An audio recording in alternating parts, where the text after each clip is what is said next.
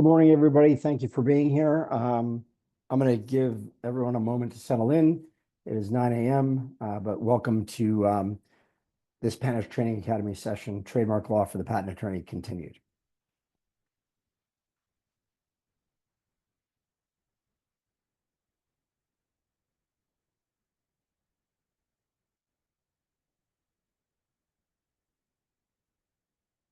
While everybody's settling in, I'll have my last sip of coffee before the webinar.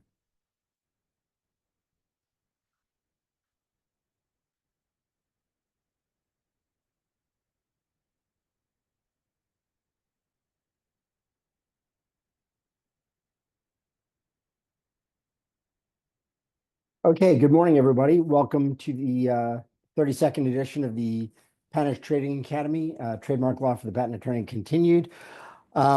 Today we'll be discussing trademark law. My name is Steve Lustig. I am a dedicated trademark attorney with, it's hard to believe this, over 30 years of experience as an attorney, but 25 of them exclusively practicing in trademarks. Just a reminder that this session is being recorded and will be available on our website tomorrow afternoon. Please feel free to ask questions in the chat. My colleague Krista and I will be keeping an eye on that.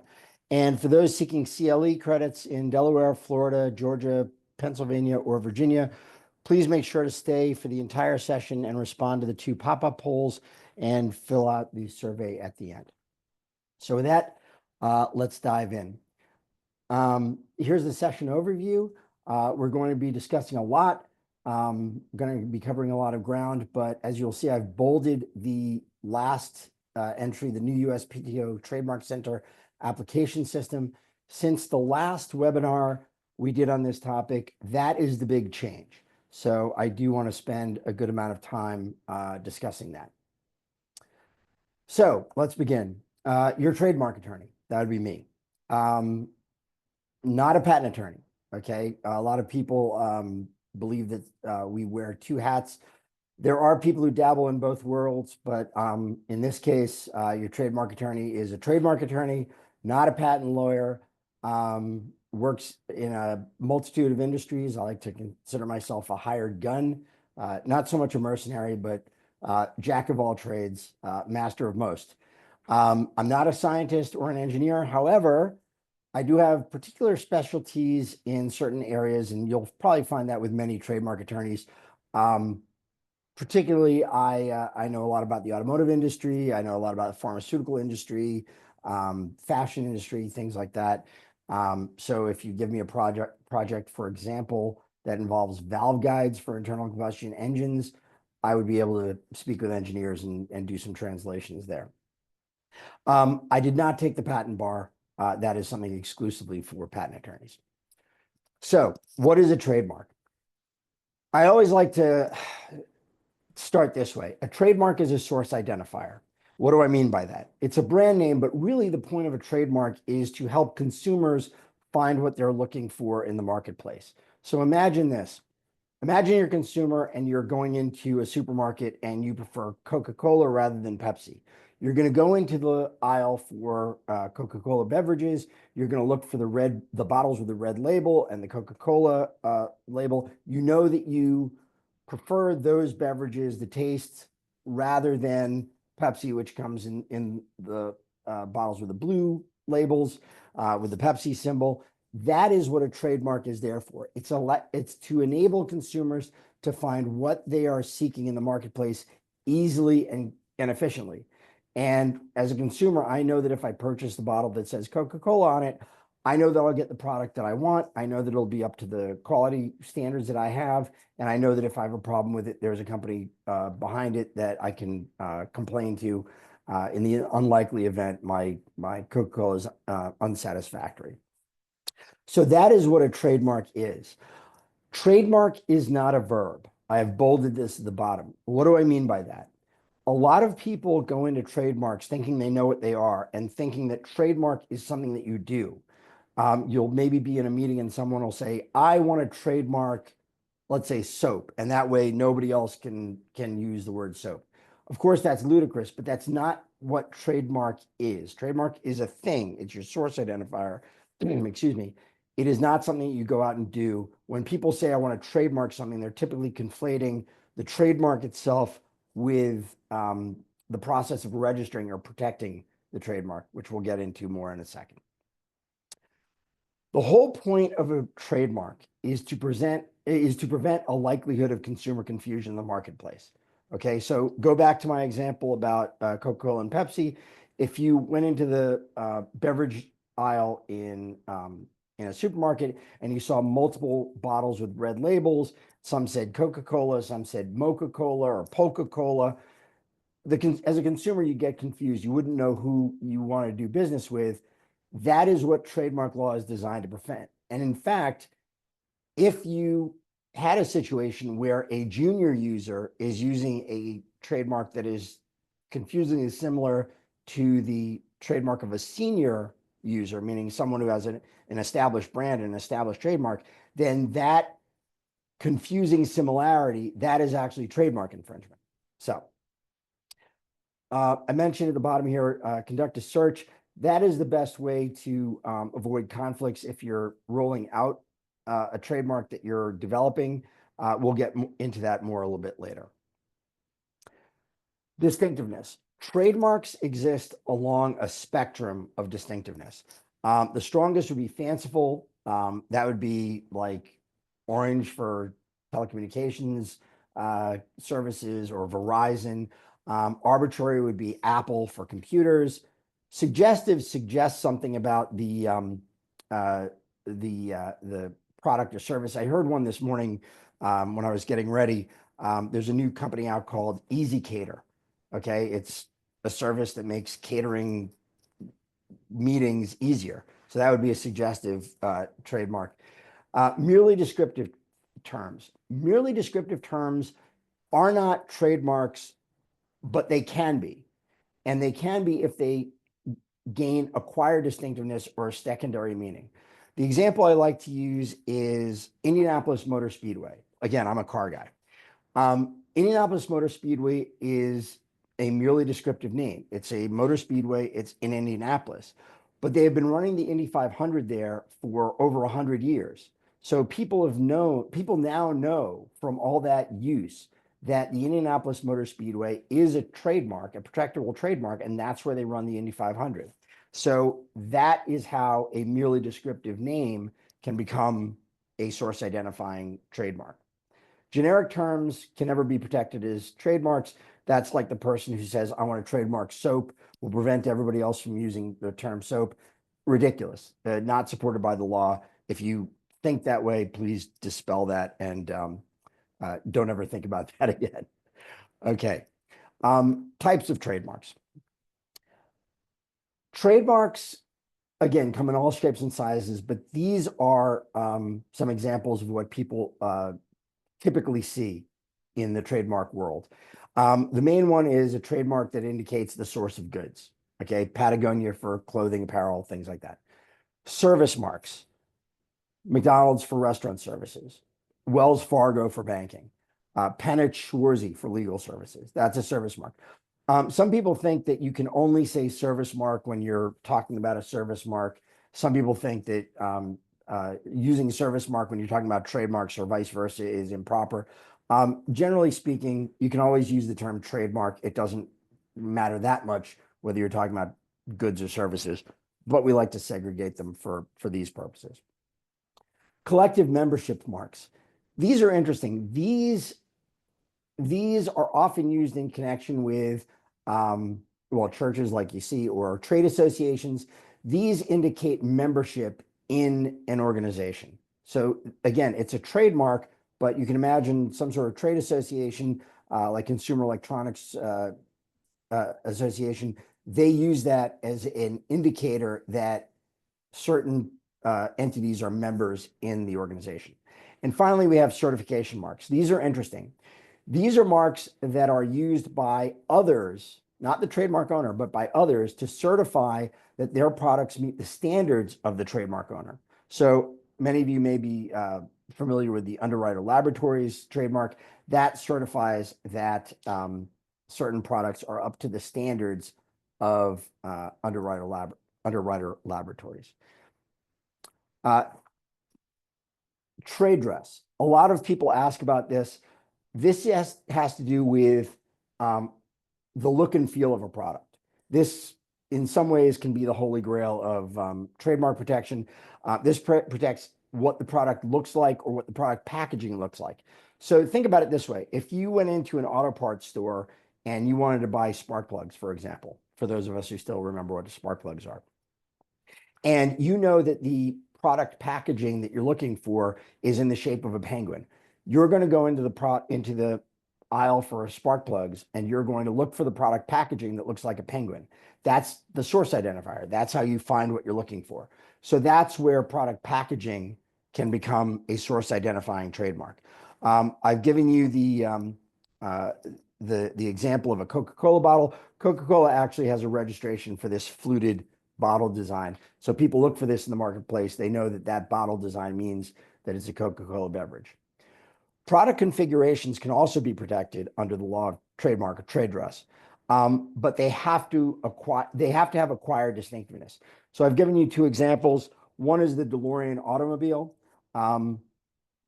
That obviously was featured, well, maybe not obviously. For those of us of my vintage, you know that the car was featured prominently in the movie Back to the Future. With that type of promotion and that type of notoriety, the body of the car acquired significant distinctiveness, and people recognized that as a DeLorean. So that acquired the distinctiveness to be a product configuration trade dress trademark. Another one is an interesting case I worked on. It has to do with the color of keycaps. And in this case, we successfully registered the color orange for keycaps, showing that people recognize that color as indicating a particular source of the keycaps.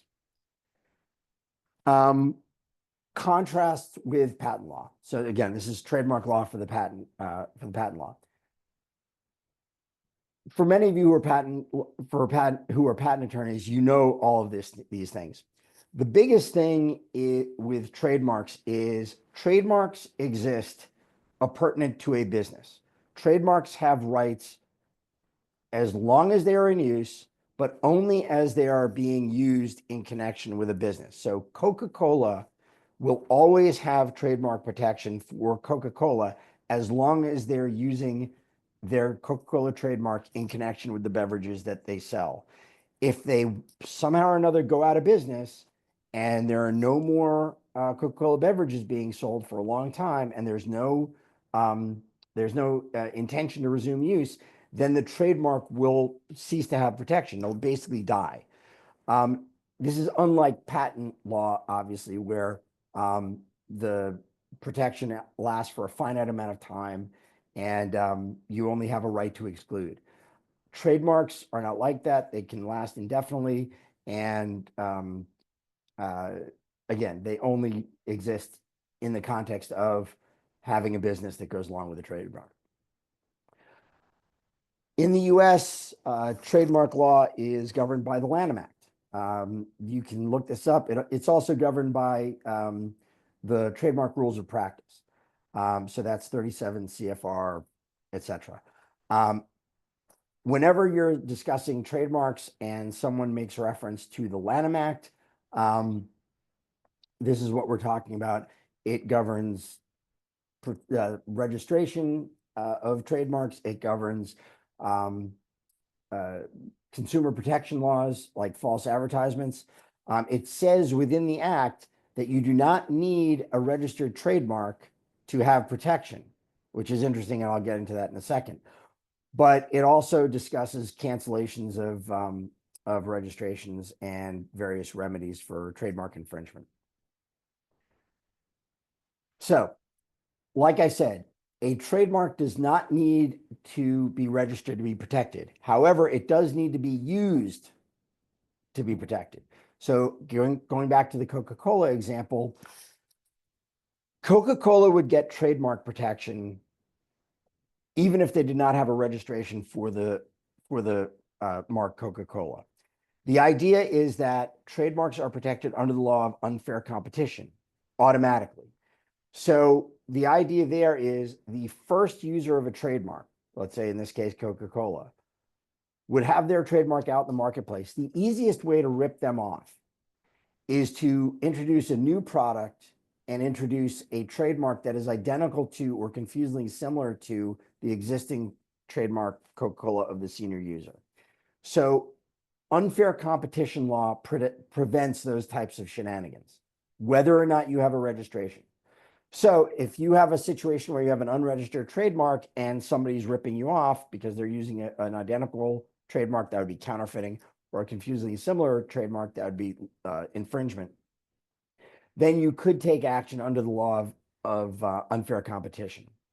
The problem is that without a registration, while you can sue, it is harder to prove your rights without a registration. And I'll get into that in a second. Trademark notice. We always field questions about trademark notices. The general rule is that if the trademark is not registered, okay, so you're using the trademark, it's protected under common law protection, but you want to notify everybody that your trademark is a trademark and that you're claiming rights to it, use the TM symbol. You can use the TM symbol whether the trademark is registered or not registered. It just means trademark. You can also use trademark with service marks, or many people use SM. But like I said before, trademark is kind of a catch-all. You can use TM with goods or services, your choice. Either way, TM can be used with registered or unregistered trademarks. The circle R is only supposed to be used in connection with registered trademarks that are registered federally. So if you have an unregistered trademark, use the TM symbol. If you have a trademark that is registered at the state level, which I'll get to in a second, use the TM symbol. If you're unsure whether your trademark is registered because you've made an acquisition or something like that, or you've inherited business somehow or another, use the TM symbol. If you are sure that you have a federal trademark registration for your trademark, then you can use the circle R. Rules change internationally, but this is generally the rule in the United States. When I say they change internationally, we often field questions about whether or not the TM symbol or the circle R can be used in foreign countries. Long story short is it depends. It's best to get an opinion from someone with boots on the ground. So that would be your international associate in the country at issue. In some cases, using the TM symbol for an unregistered mark can lead to problems. It can lead to claims of false advertising, things like that. But we won't worry about that right now. One last thing about the trademark notice. This is a tool to protect trademark owners. It is permissive, not mandatory, meaning that there's nothing that says that you have to put the trademark notice there, but it's a good idea because it protects you from somebody claiming that they had no idea the trademark was protected and they're claiming innocent infringement, which could affect a damages claim if there's a lawsuit. Trademark registrations. Here's the idea behind trademark registrations. You don't have to have them in the United States. However, here's the problem. If you're Coca-Cola and you are proceeding with use of your trademark unregistered, and you go into court and you say, hey, this person over here is using the trademark Coca-Cola, and they are using a similar red label, and they're causing consumer confusion in the marketplace, or they're likely to cause consumer confusion in the marketplace. We believe that's infringement. We want you, the court, to take action to prevent them, enjoin them from using their Coca-Cola trademark in the marketplace. In that situation, without a registration, the first thing the court is going to do is they're going to look to you, the trademark owner, and they're going to say, okay, we understand you have a complaint here, but we're not going to take action against the defendant until you prove to us that you have the rights that you say you have. Okay, without a registration, the problem is that then you have to come up with testimony, documentary evidence, all kinds of evidence that you can think of, affidavits maybe, saying, here's the trademark that I own, here's evidence of use of it, here's the date it was first used, here's the priority I have all of these things. Only after you've presented that proof to the court will the court turn around and then turn to the defendant. Okay, so you can imagine in certain cases that would be very expensive to present that type of evidence. Now you might have all your ducks in a row. You might have, files that are easily obtainable and you can present that type of evidence efficiently, but more often than not, it's a substantial expense. Okay. If you have a trademark registration, a federal trademark registration, or in state court, state trademark registrations, when you make the complaint in court and the court says, please prove to us that you have the rights you say you have, you just present the certificate of registration. That makes what's called your prima facie case. It's a certificate that says, I have the rights I say I have. Then the court turns to the defendant and says, okay, now let's talk about what you're doing and whether or not it's infringement. So while a trademark registration is not mandatory, at least in the United States, it is extraordinarily useful and therefore always recommended. We always recommend it. When you go to other countries, trademark registrations are mandatory. China is the biggest example of this. Other civil law countries, mainly in South America, under those systems, you have to have a registration to prove your rights. But for the United States, trademark registrations are not mandatory, but they're highly, highly, highly recommended. One bit about the principal register versus the supplemental register in the United States. The principal register is where most trademarks are registered. That's where Coca-Cola is registered, Ford, General Motors, Delta Airlines, things like that. The supplemental register is a special secondary register in the United States. I have not encountered anything like it in any other country. What the supplemental register is, is it is a register for trademarks that are descriptive. Remember my example from previously, Indianapolis Motor Speedway. It's a register for trademarks that are descriptive, but that can become distinctive in the future if the trademark achieves acquired distinctiveness. So what we often do is if a trademark in an application is refused registration based on mere descriptiveness, what we do is we tell our clients, okay, why don't we amend to registration on the supplemental register, because that way we won't have to deal with the mere descriptiveness issue. When we are successful there, we often tell our clients, okay, let's keep our trademark registered on the supplemental register for 5 years.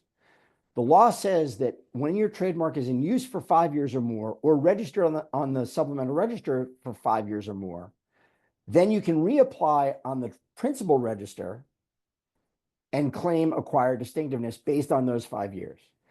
There is this common misperception that registration on the supplemental register after 5 years can be transformed into a registration on the principal register. That is not the case. In order to get your mark registered on the principal register, you have to reapply. You cannot transform a registration on the supplemental register to the principal register. You have to reapply after 5 years. The benefits, here's the first poll. For those of us needing CLE credit, I'll give you a minute to populate. Pardon me, allergies. Pardon me. Okay. Hopefully that clears it up. So a trademark registration, like I said, it provides, pardon me. Okay. It provides proof that you need in court to prove your rights. It entitles you to use the Circle R notification when you're using your trademark. It also allows you to record your trademark registration with Customs and Border Protection. That's what CBP is.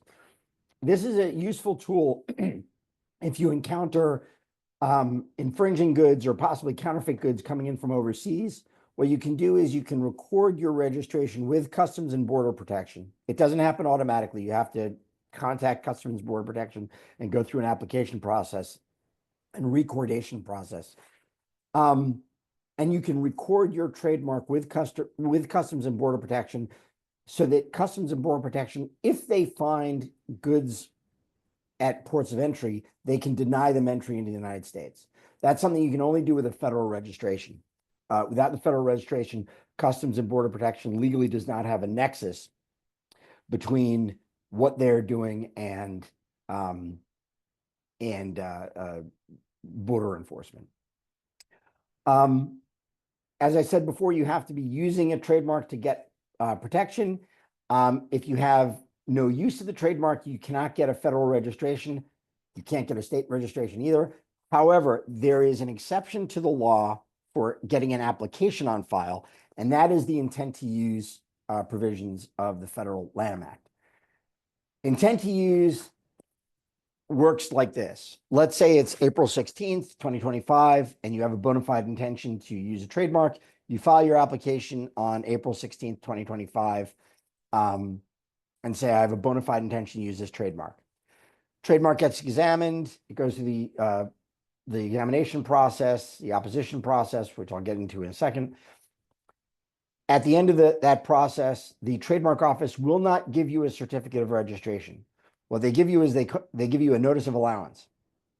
The notice of allowance says, thank you for your application. It meets all the criteria. However, your mark is not in use yet. As soon as you prove to us that your mark is still in use or is in use, then we will register it. Then we will issue a certificate of registration.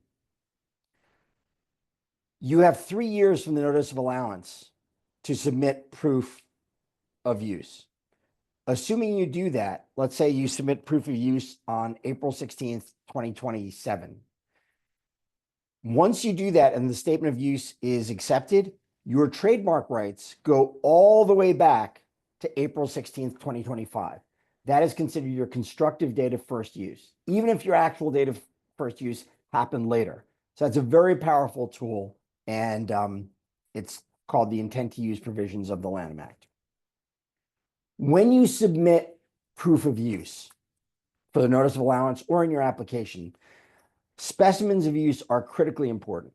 Now, many people have gone through this process, and it gets a little frustrating. Specimens of use for goods are fairly straightforward. Labels, tags. If you're Coca-Cola, you submit a picture of the bottle with the label on the bottle that says Coca-Cola on it. That shows that you're using the trademark in connection with the goods. It's fairly straightforward. Services is a bit more elastic, as some people will say nowadays, but it's a little bit more complex. If you're using the trademark Panett-Schwarzy for legal services, you use the trademark Panett-Schwarzy on a website saying we offer legal services. That's a good specimen of use. Wells Fargo for banking services, McDonald's for restaurant services. Oftentimes we get questions regarding software as a service, platform as a service, things like that. The example I've given you here is a good example of what the Trademark Office is looking for when they examine specimens of use for services. Here you have a specimen of use for a streaming service. You can see the trademark is up in the upper left-hand corner. The services are recited clearly on the web page. This can be in a brochure. This can be in trade show materials presented this way. This is what the Trademark Office, the U.S. Trademark Office, is looking for when they're looking for specimens. So we often get questions about, will this qualify as a specimen? And we get a PowerPoint, which doesn't show the trademark, or it does show the trademark on the 35th slide in a bullet point, and it doesn't show the services or something like that. When we're talking specimens of use, particularly for services, this is what the Trademark Office is looking for. When you apply to register your mark at the federal level, you must have a filing basis. That that filing basis can be actual use in commerce. I've been using my trademark since 1872. It can be intent to use. I have a bona fide intention to use my trademark in commerce. It can also be that you have a foreign application that you're claiming priority to, or that you have an existing foreign registration that you're claiming corresponding rights to. The application filing basis can also be the Madrid Protocol, which, for those of you unfamiliar with the Madrid Protocol is an international treaty that makes it easier to file applications in the United States. The Madrid Protocol is an international trademark application filing treaty. It is not a registration treaty. Okay. The way the Madrid Protocol works is like this.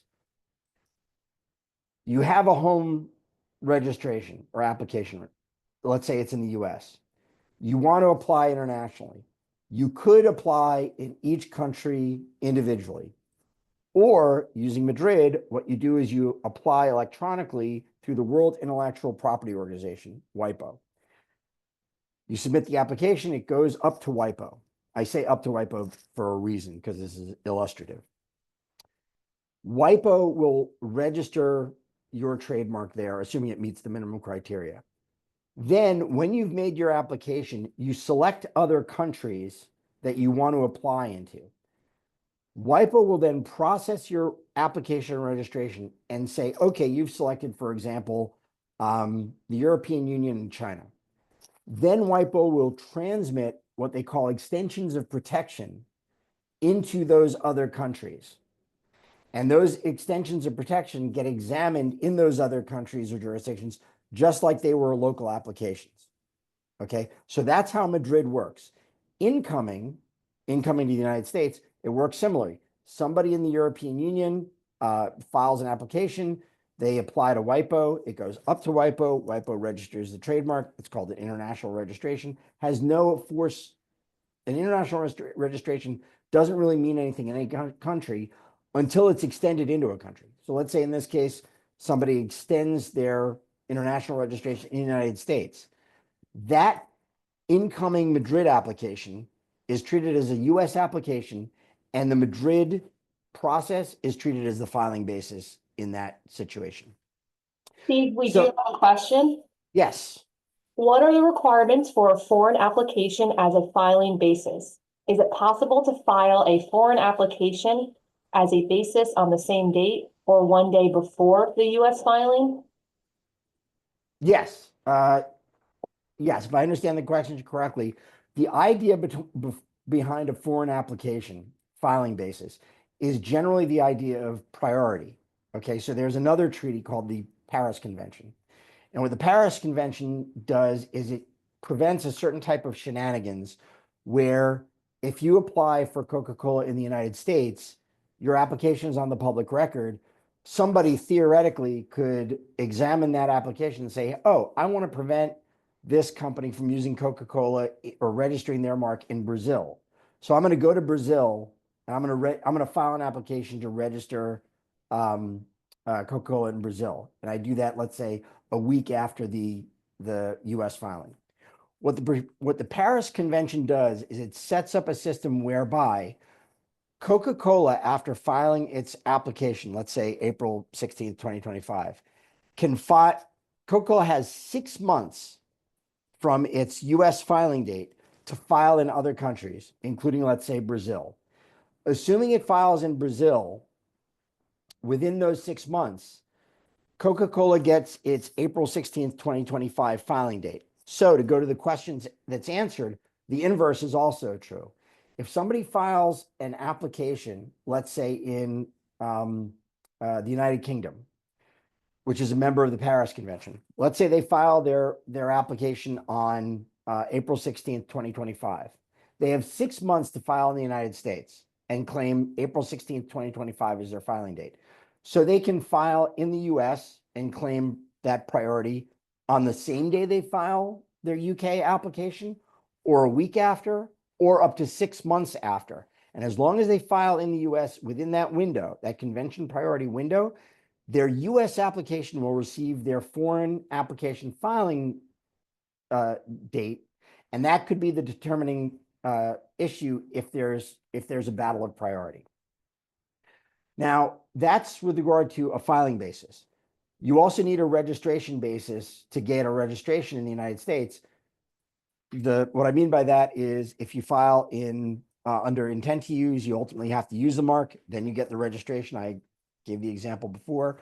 For foreign applications claiming priority, you ultimately need to submit a copy of the foreign registration that comes from your foreign application.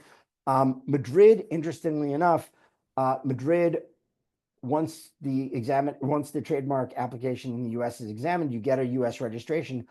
But under the rules of Madrid, there's a 5-year dependency window, okay, which means that if the home, let's say, European Union registration is canceled for some reason within 5 years, then the corresponding US registration that's based on that Madrid application process and registration process, that then becomes canceled as well, unless you transform the US registration into a national application, which is a very complex process. It's a lot of paperwork. It's not insurmountable, but it's complex. So, trademark registrations in the US, applications get examined. They get examined for things like mere descriptiveness. Like I said before, is the mark merely descriptive of the products? Examiners can issue a refusal. This is also known as refusal based on absolute grounds. The other main ground for refusal is sometimes referred to as relative grounds. This is a likelihood of confusion with a pre-existing trademark that's already registered. So rigorous examination, all kinds of refusals can come out, and mostly it's lack of distinctiveness or likelihood of confusion. There are also technical reasons. We're at 9:37. I do want to get to the new trademark center, so I'm going to cover the next few slides somewhat quickly, just to keep on time. Once an application clears examination, it gets published for public inspection and opposition. The idea there is, remember, trademarks don't have to be registered to be protected. The opposition period is really for people with unregistered trademarks who find out about an application to oppose registration of the trademark if it's confusingly similar with their prior registration. Sometimes you have a registration and you oppose. Sometimes you don't have a registration and you oppose. But the idea is that the trademark office cannot know all the trademarks that are out there because they're not all registered. And sometimes they make a mistake. I once had a trademark application for the mark Fahrenheit refused based on a confusing similarity with the trademark Celsius, and I lost my mind. So, incontestability. This is another holy grail of trademark protection in the United States. Once your trademark is registered for 5 years or more in the United States, you can file an affidavit of incontestability under Section 15 of the Lanham Act. If your affidavit is accepted, and the affidavit basically says, I've been using this trademark uncontested for 5 years and it's been registered. If the affidavit is accepted, you get a certificate, a notice of acceptance of, or a notice of acknowledgement of incontestability. Then your trademark registration cannot be canceled except under very narrow grounds. For example, that you committed fraud when you procured the trademark registration initially. But your trademark cannot be canceled based on likelihood of confusion with a prior trademark or based on mere descriptiveness. So incontestability is always recommended. It is sort of like the holy grail of trademark protection. Whoops. As I said before, as long as you're using your trademark will endure, your trademark protection will endure indefinitely. The trademark office can't know whether you're still using your trademark just automatically. So there are requirements to file maintenance documents every so often to prove to the trademark office that you're using your trademark. If you do not file those maintenance documents, then your registration will be canceled, even though your trademark will still get protection under common law, under, unregistered protection. If you do not submit these maintenance documents, your trademark registration could get canceled, but you still have protection for your trademark. Like I said before, there are also state trademark registrations. They are easier to get. They're less expensive. You have to be using the trademark to get a state trademark registration. But each state trademark registration is only legally admissible in court within the state that they are issued in. International treaties, like I said before, as I was prompted by that question, the two main treaties are the Paris Convention that provides for a convention priority filing date if you file within the 6-month window, and the Madrid Protocol. This is really an international filing treaty. It's not a registration treaty, but it makes filing filing applications internationally much easier. Best way to stay out of trouble in avoiding conflicts with existing trademark registrations is doing trademark searches. Trademark searches are not mandatory. They are permissive. They are optional. When you apply to register your mark in the United States, the United States Patent and Trademark Office will do a trademark search on their own. And if they find a confusingly similar mark, then they'll issue a refusal. But if you want to avoid that kind of headache, do the search before you even apply for the mark. It can save a headache and it's also save a lot of money. Trademark enforcement, best thing is do due diligence. I had a client once call me. They said they detected an infringement. We looked into it. It turns out that the counterparty had a registration that went back 20 years. So we decided not to take enforcement action. You can send cease and desist letters. That usually diffuses the situation. You can file oppositions. That's an opposition to an application that you don't want to mature to registrations. If the application does mature to registration, then you can file a cancellation if you do it before the registration is incontestable, and before 5 years, because there's a 5-year statute of limitations. And then you can always file infringement lawsuits in federal district court. Remedies for infringement in district court are injunctions, damages, costs of attorney's fees. Remedies in oppositions are denial of the application. There are no injunctions or damages available in opposition proceedings. So if you bring an opposition proceeding at the Trademark Trial and Appeal Board and you're seeking an injunction, that's not a relief that they can grant. Their jurisdiction is only about whether the trademark can be registered. Similarly, if you bring a cancellation action, it's possible you can get the registration canceled, but you can't get damages, injunctions, attorney's fees, costs. If you are a trademark owner, or let's say you're developing a trademark, and you have a general corporate liability policy, look to see if you have advertising injury coverage. What that is that will kick in if you introduce a new trademark and it turns out that trademark conflicts with the trademark of some other party. You get sued for infringement and the suing party, the plaintiff, asks for damages. Advertising injury coverage can kick in and cover you if you are the defendant in an infringement suit and the counterparty is asking for damages. Similarly, if you're a plaintiff and you are suing somebody, if you don't need damages in an infringement suit, sometimes you only need an injunction. Just ask for an injunction. What I mean by this is if you ask for an injunction and the counterparty has advertising injury coverage, the counterparty's insurance will not kick in if you only ask for an injunction. It will only kick in if you ask for damages. Okay, if you sue somebody and you ask for everything, injunction, damages, I want to drive home in their car, I want to take their college savings away, all this, then the advertising injury coverage will kick in. And then as a plaintiff, you're now fighting the insurance company's counsel. you're not necessarily just fighting the defendant. So the insurance can go both ways. Okay, now here's really what I want to talk about. Oh, and here's the next CLE poll.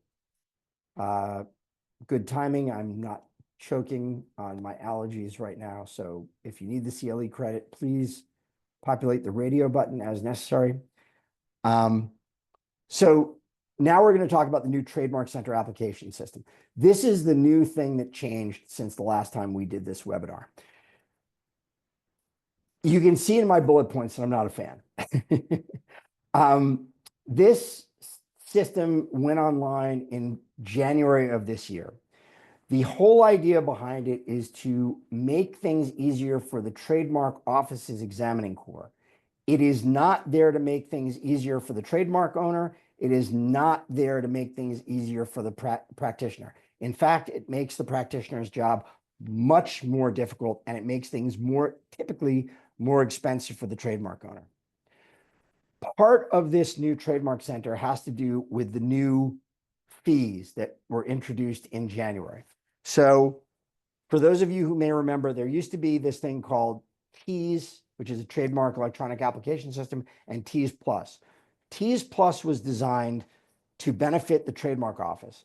TEAS Plus was there to give an incentive by a lower application fee for people to file applications if let's say their goods were very simple: hamburgers, pickles, and onions. Submit an application for a registration, hamburgers, pickles, and onions. Very low effort on behalf of the trademark office, so they gave a discount. If you didn't have a simple identification, then you use the standard application for $100 more. That has all changed. Now, the new fee is $350 no matter what you file, no matter how you file. If you do not use the USPTO's standard identification standard identification language as written in the USPTO goods manual, they call it the ID manual, you'll be charged $200. If your identification, which could be very lengthy, goes over 1,000 characters, you'll be charged another $200. Okay. If you submit your application unsigned, which is something you can do, they'll charge you another $100. So as you can see, you can file a US application for $350. The additional fees kick in per class. Okay, now you're talking about $750, maybe $850.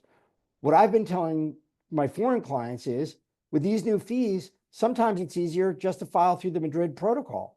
Okay, you avoid all these additional fees. Yeah, your application fee may be higher, it may be $600, but you're avoiding even higher fees per class. So the trademark assistant or the trademark center application system is designed around these new fees and how to navigate them. This is what it looks like when you get, I'm getting chills. It's so awful. Post-traumatic stress disorder. This is what it looked like when you start. Everything is designed like one of these trademark or one of these websites where you have to keep checking boxes that you understand the terms and conditions, right? So you have to, check these things. It's really designed for a pro se applicant, someone who's never done this before. As a practitioner, it gets so frustrating very quickly, and it increases the time that it takes to draft a trademark application. You'll see up at the upper left-hand corner, it says home, start application, drafts and docket, sponsorship tool, awful. Right now we're at start application. This is what you see initially.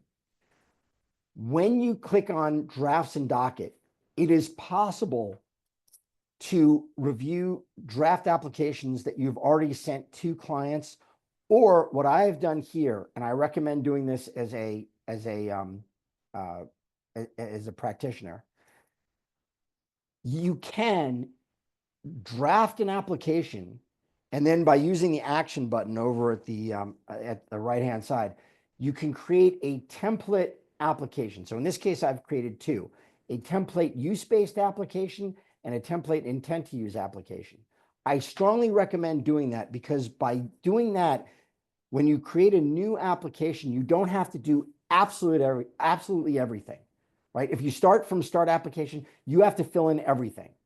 Okay, if you start from a draft, let's say you have 6 applications, all by the same owner, all for the same goods and services, just the docket number is different and the trademark is slightly different. Create a template and do it that way. If you start each one fresh, you're going to be wasting your time and it's going to be just awful. When you do start an application from scratch, one of the screens you're going to get to is this one, where you have to put in your name, your contact information, all these things, the attorney information. I have highlighted the area where it says import my info from my USPTO account. In order to use this system, for those of you who are unfamiliar, you have to create a my USPTO account. Okay, or you should you mainly have to use a my USPTO account. I've never used it otherwise. I'm not pro se, so I've used this. When you click import my info from my USPTO, it will import information. It is wrong. It's never the way you want it to look. Okay, so I have to go in and edit this stuff. So I've never used that productively, okay, that feature. So whenever I start things from scratch, I always enter things, manually. And fortunately, if you use browsers like Chrome, sometimes autofill will help you out a little bit. But all I'm saying is importing the stuff from my USPTO, it creates more headaches. You'll see. You have a question that came in. Yes. If you file a multi-class application and use the free-form text option for only one of the classes, do you have to pay the extra $200 fee for each class, or just the one in which you use the free-form text? Just in that, great question. I'm going to get to that in a second. Just in that class. But I found out recently that if you have a very, very long identification, okay, and let's say you have, I had an application recently, 85 individual items. Okay, it was software.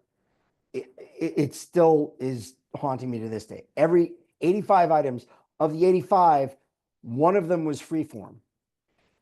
If you change that one for freeform, it will not only kick in the additional fee for that class, but it will also kick in the additional fee for having over 1,000 characters if that threshold is met. So yeah, the additional fees can only apply per class in multi-class application, but you can get kind of double dinged. So good question. Here's another page you're going to get to. Again, this is designed for pro se.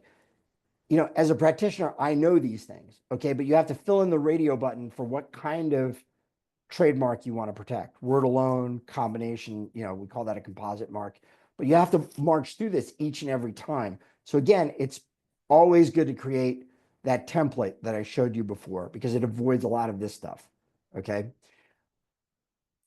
This goes directly into what the question was before. The goods and services. It's so awful. So again, the idea behind this trademark center is the trademark office is basically forcing you at the risk of additional fees to use the ID manual. Okay. You will get to this page. Okay. I want you to look at a couple of things. This is where you're adding the goods and services using the ID manual. Now, there's a search bar and I wrote non-downloadable software. Now, under that, it says, oh, if you can't write it, click on the button and you can write your own identification. That's where the additional $200 fee per class kicks in. Once you click that and start writing your own identification. But if you want to find what you're looking for in the goods manual, it'll search for you. But as you see under this first line item, providing online non-downloadable software for, and then you have to manually enter that and then add it, okay? If you have software for multiple things, you can try and fit it all in that box, but oftentimes you have to enter each non-downloadable software item individually and add that each and every time. So you wind up with, like I said, I had one for 85 different lines, 85 different entries, which you have to enter. I'm sorry if I'm yelling here. It's just so awful. you have to enter over and over again. And it is mind numbing and it is awful. So oftentimes it's better to just do it freeform. Okay. You pay and this is what freeform looks like. Okay. If you select freeform, this is what it looks like. You select the class, then you just paste what you're looking for. Maybe worth the $200 because it speeds things up. And then it gives you an option to save money by going back to the ID manual. Then there's assigning filing basis. Again, I've never given birth, but I understand it's a very painful process. I've never had root canal. I understand it's a very painful process. I would imagine that using this Trademark Center tool is kind of like giving birth while having root canal, while being on fire and getting punched in the face. It is just so awful to go through this. So then you have to, after you've painstakingly put in your goods and services, then it prompts you to manually select what your filing basis pertains to. So as you can see, on one side, I have an example of the unchecked boxes. There's no option for select all. You have to click each one of these buttons manually. On the right side, on the right side, I've entered the data first use, the URL, date of access, for my specimens. And then what is this specimen? And then you have to manually check all those things. And then you have to save the specimen. You have to save the filing basis basically. Again, just awful. So I've left about 4 minutes for additional questions. I know I marched through things a little bit quickly in the beginning. I did want to get to that Trademark Center because that's the biggest thing that has changed since the beginning of the year. It kicked in January. Here's my contact information if you want to contact me with any questions off the presentation.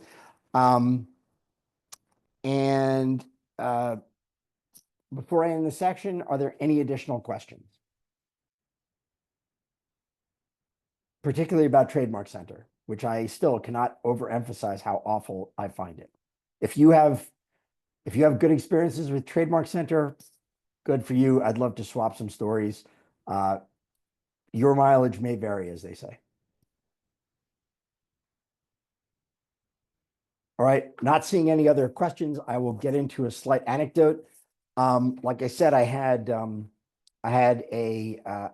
a case recently, 6 cases recently, where I had to file 6 applications. Each one of them were for software goods and services. So class 9 and class 42. Had to do it through Trademark Center, even though it was for a foreign client and I recommended going through Madrid, but the client insisted on doing it manually through Trademark Center or through the USPTO system. I was up till midnight on a Friday doing these applications because it was just so painstaking and so awful. And for each one of these things, each one of the goods, I had to enter in what the software pertained to, then add it. Next one, what the software pertained to, add it. Then I had to go to the filing basis. Fortunately, these were intent to use. But if they were not, then I would have had to, they were intent to use, but then again, I had to manually click all the boxes to say the intent to use filing basis pertained to each and every one of the goods I had added, goods and services I had added. Okay. And by the way, as a practitioner, you have to make sure, we were submitting these unsigned. So I had to go through everything and make sure everything was perfect, even though I would do that anyway, even if I was sending it to the client for signature.